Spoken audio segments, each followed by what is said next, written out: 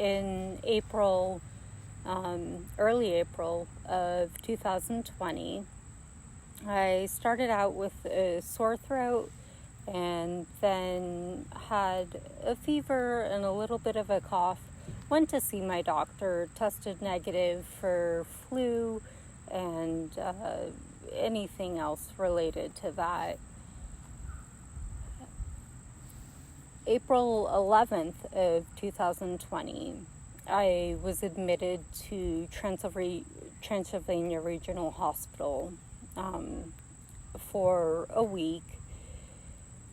And at that time, they were not testing, but they noticed distinct nodules and things in my lungs that indicated that that was 100% COVID.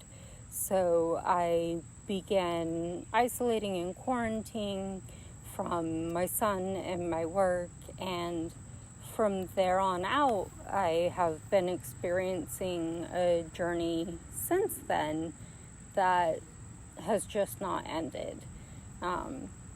So I lost at least a month or two of quality time with my son and his educational experience, but from there it got very scary and was hospitalized again at Mission in May for a week. And to be quite honest, most of the summer and fall of 2020 I have very little recollection of, and that's heartbreaking because that's a year I get to spend with my son.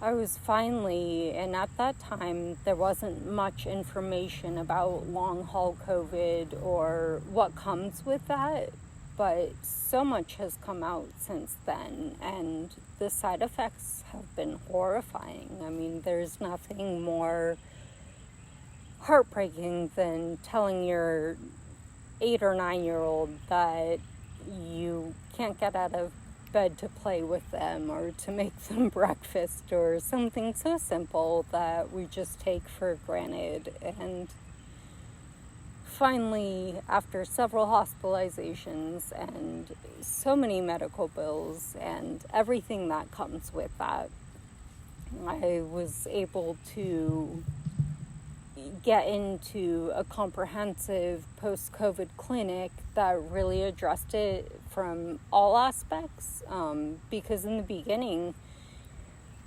they had no idea kind of how to address this or what we need in terms of the specialized physicians and everything like that. And thank goodness there's more of a base for that, but it still takes us all working together. So I got into the Mayheck Clinic in Asheville, which is a post-clinic rehab facility, and they were able to address all of the issues on one platform, but it has been a 17-month process, and there are still so many days, just little things, and I knock on wood because I have more good days than bad these days, and I will never take that for granted.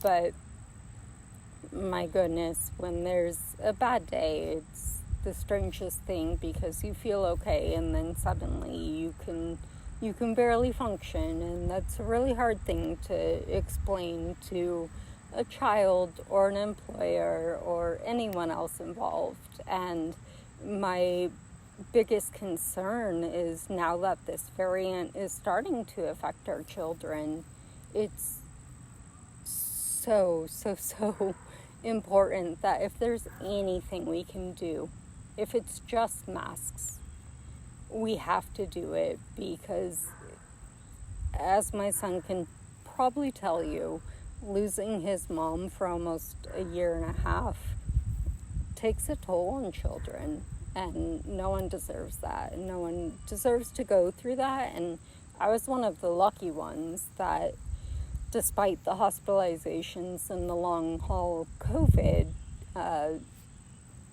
I'm here. So I'm thankful for that, but not everyone might be that lucky, and I think we really, really owe it to our kids to do anything we can to protect